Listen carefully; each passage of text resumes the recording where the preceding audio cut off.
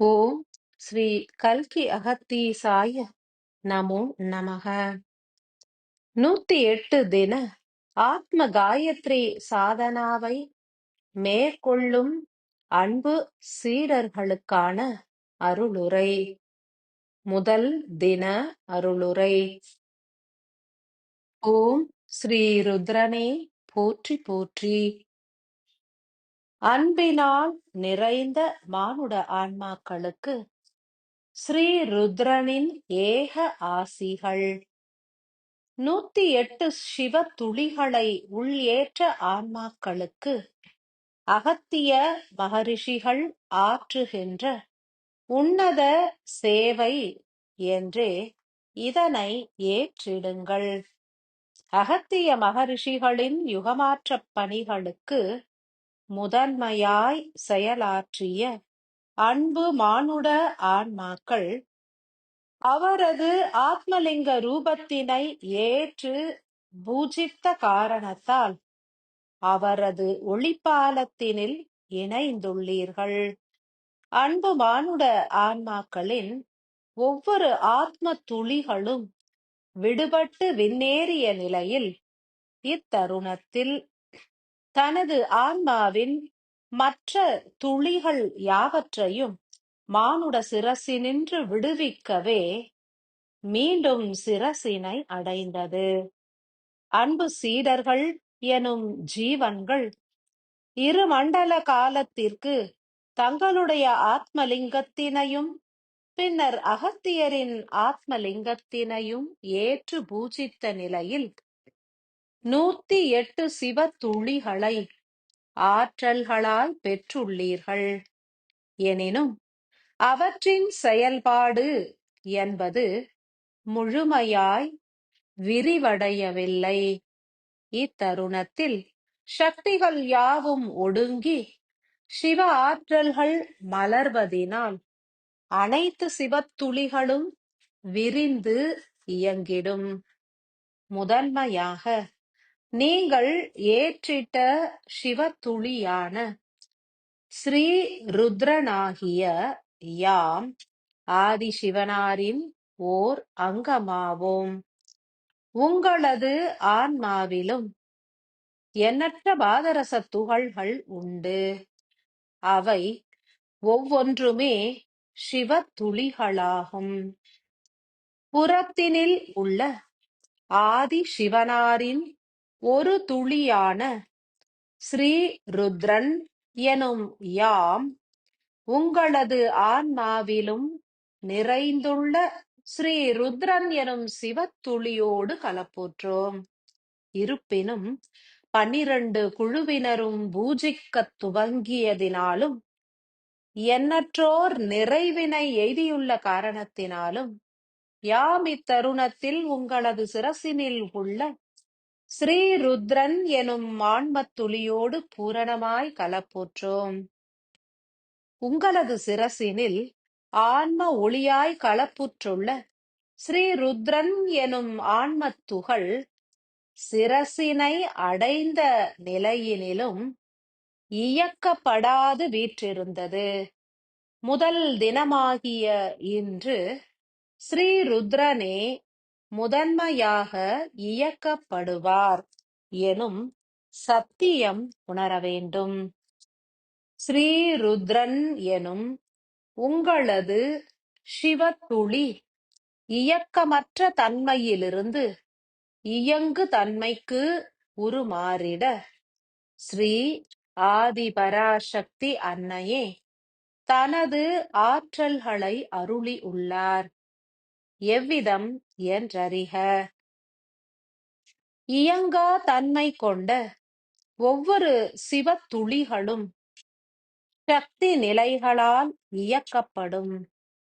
ஸ்ரீ சக்கரத்தினில் முதன்மையாய் ஒடுங்குகின்ற அன்னையாம் அகிலாண்ட நாயகியாம் ஸ்ரீ ஆதிபராசக்தியானவர் தனது இயங்கு சக்தி எனும் வெப்பத்தினை அருளி எமது பனி போன்ற குளிர்ந்த அடர் தன்மையை உருக்கி வெப்பமூட்டி இயக்கத்தினை உருவாக்கியே ஸ்ரீசக்கரத்தின் பிந்துவில் முதன்மையாய் ஒடுங்குகின்றார்.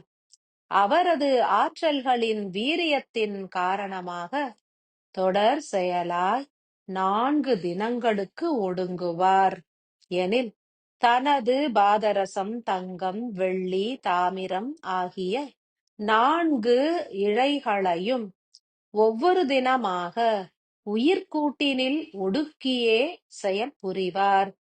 ஒவ்வொரு தினமும் ஒவ்வொரு சிவ ஆற்றல்களாய் மலர்ந்திடும். முதன்மையாய் எமக்கு தனது பாதரச ஆற்றலை அருளி வெப்பமூட்டி மின் ஆற்றலையும் அருளி இயக்கத்தை துவங்கி உள்ளார். ஒவ்வொரு தினமும் ஒவ்வொரு சக்திகளும் ஒடுங்கும் எனினும் ஒன்றில் பல உண்டு என்றுணர்க. ஆதி பராசக்தியின் முதல் ஆற்றல் எனும் முதல் கரமானது ஸ்ரீசக்கரத்தின் பிந்துவில் ஒடுங்கும் தருணம் 108 தேவியர்கள் அவரோடு இணைந்து ஒடுங்குவர். 108 தேவியரில் பைரவியும் உண்டு, பகமாலினியும் உண்டு. ஒரு துளியான ஸ்ரீ ருத்ரன் எனும் யாம் ஆதி சிவனிடமிருந்து பிரிந்து செயல் புரிய முனைகின்றோம்.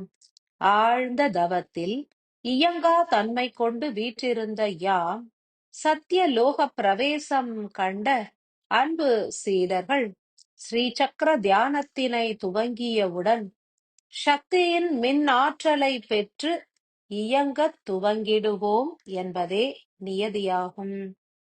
முதல் தினத்தில் உங்களது சிவத்துளியான ஆன்மத்துளியில் ஸ்ரீ ருத்ரன் எனும் நாமம் ஏற்றுள்ள யாம் கலப்புற்று நிலைத்திருக்கும் நிலையில் முதன்மை இயக்கத்தினை துவங்கிடுவோம். காலத்தின் மாற்றத்தின் காரணமாக உருவாகும் இச்சூழல் என்பது பெரும் மாற்றங்களை எங்கும் உருவாக்கிடும். ஆதிபராசக்தியானவர் தனது ஒளி சக்தியினை 4 இழைகளாகப் பிரித்து 4 தினங்களுக்கும் ஒடுக்கத்தினை ஏற்றிடுவார்.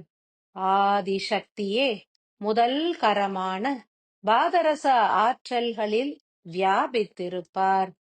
4 தினங்களும் ஆதி பராசக்தியும் ஆதிசக்தியும் ஒருங்கிணைந்து 108 தேவியர்களை அனுதினமும் தங்களோடு ஈர்த்தே ஒடுங்கிடுவர் எனில், ஆதி பராசக்தியானவர் தனது முதன்மை ஒடுக்கத்தினை அமாவாசை எனும் இத்தருணத்தில் துவங்கி நவராத்திரியின் முதல் 3 தினங்கள் வரை நீட்டித்து செயல்புரிவார். ஸ்ரீ ருத்ரன் எனும் உங்களது ஆன்ம துகளானது ஆதி பராசக்தி மற்றும் ஆதிசக்தியோடு இணைந்து ஒடுங்கும் 108 தேவியரின் வெப்ப சக்தியினையும் ஒருங்கிணைத்து ஏற்கும் தருணத்தில் முதன்மை ஆன்மத்துகளான யாம் கடினமான பனிக்கட்டி போன்றே நிலைத்திருப்போம். மேலும் எமது உருக்க நிலை என்பது மாத்திரமே ஆதிசிவனின் உருக்க நிலைக்கு மூலச் செயல் ஆற்றிடும். யாம் உருகத் துவங்கினால் இயங்கிட முற்படுவோம். பின்னர் அனைவரும் உருகி இயங்க முற்படுவர். ஸ்ரீருத்ரனாகிய யாம் இயங்குவதே கடின செயலாகும் எனில், ஸ்ரீசக்கர பூஜையினை முதல் தினம் ஏற்கும் அன்பு சீடர்கள் தங்களது சிரசினில் ஸ்ரீ காஞ்சி காமாட்சி எனும் ஆதி காமாட்சியின் மூலம் ஓர் ஸ்ரீ சக்கரமானது பிரதிஷ்டை புரியப்படுவதனை உணர வேண்டும். புறத்தினில் நிகழ்பவை யாவுமே அகத்தினிலும் நிகழும் எனும் சத்தியம் உணருங்கள். ஸ்ரீசக்கரம் என்பது புறத்தினில் பூஜிக்கப்படும் தருணத்தில் உங்களது சிரசினில் ஆதி காமாட்சி தாயாரே ஓர் ஸ்ரீசக்கரத்தினை பிரதிஷ்டை புரிவார், உணர்ந்து பூஜியுங்கள். இத்தருணத்தில் ஓர் சத்தியம் உணர வேண்டும். அகத்திய ரிஷிகள் உங்களது சிரசின் மத்தியில் அமர்ந்து 108 தேவியருக்கும் உரித்தான ஆகுதிகளை வழங்கிடுவார். பின்னர் ஆதி பராசக்தியும் ஆதி சக்தியும் முதன்மையாக ஸ்ரீசக்கர பிந்து குண்டத்தில் இறங்குவார்கள்.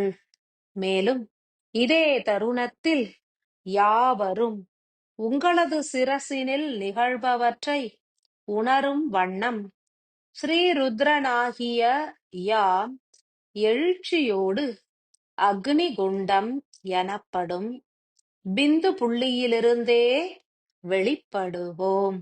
ஸ்ரீருத்ரனாகிய யாம் வெளிப்படுவதுடன் முதன்மை இயக்கத்தினையும் துவக்கிடுவோம்.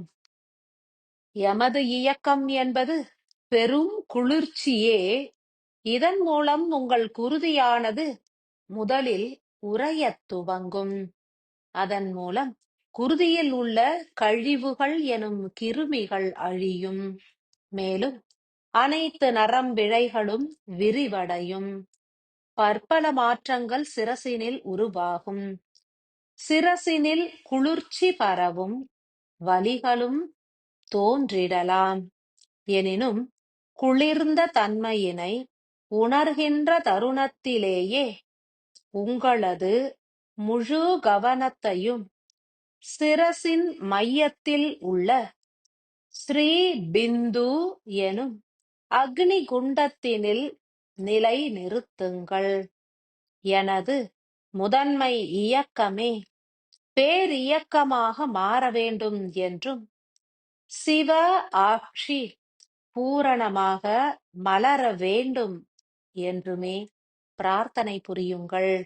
தொடர் நிலையாக அனுதினமும் சத்தியம் உணர்ந்து 108 தினங்களும் பூஜிக்கையில் இறுதியாய் ஸ்ரீ ஆதி சிவனாரும் சர்வேஸ்வரனும் வெளிப்பட்டு இயங்குவர். பெரும் இயக்கத்திற்கு வித்திடும் செயலினை அகத்தியரின் அன்பு சீடர்கள் ஏற்க வேண்டும்.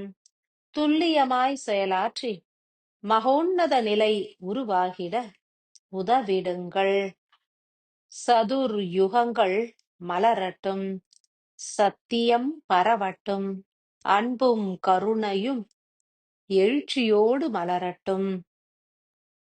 சிவத்துளியாம் ஸ்ரீ ருத்ரனின் அன்பு நிறைந்த ஆசிகள்.